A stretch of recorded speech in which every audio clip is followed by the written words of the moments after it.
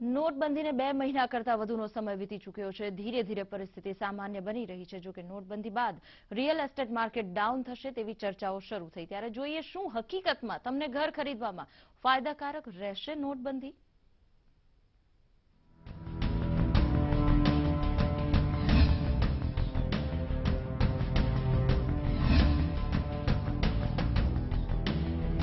Real estate પર પડશે અસર.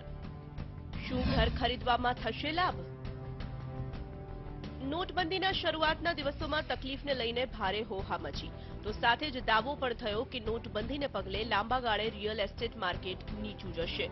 તર્ક એવો અપાયો કે કાળા નાણાં મોટા ભાગે રિયલ એસ્ટેટ માર્કેટમાં રોકવામાં આવે છે, પરંતુ નોટબંધીને પગલે કાળું નાણું ઓછું થતા રિયલ એસ્ટેટમાં મંદી આવશે અને મકાનોના ભાવમાં 30 થી 40% ધરખમ ઘટાડો થશે.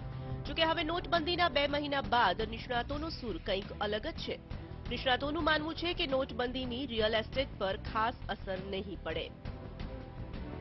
સમજો બિલ્ડરોને જો પોતાની કોસ્ટ લાગત છે, આજે લેન્ડની કોસ્ટ 60% હોય છે. બોમ્બે જેવા સિટીમાં ખાસ કરીને અમદાવાદ છે કે પૂના છે, એમાં જો લેન્ડની કોસ્ટ છે it's very heavy. The construction cost આજે 2,500 થી 3,500 રૂપિયા પર સ્ક્વેર ફીટ આવે છે મુંબઈમાં, ફોર એક્ઝામ્પલ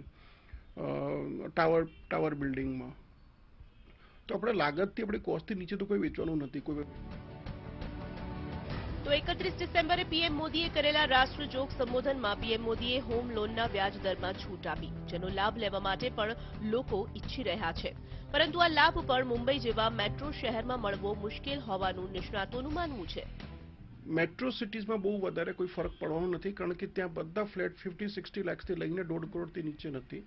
સ્પેશિયલી બોમ્બે સિટીમાં for example if you say up to Dahisar up to Mulund એરિયામાં 1 કરોડથી નીચે કોઈ વસ્તુ નથી આજની ડેટમાં.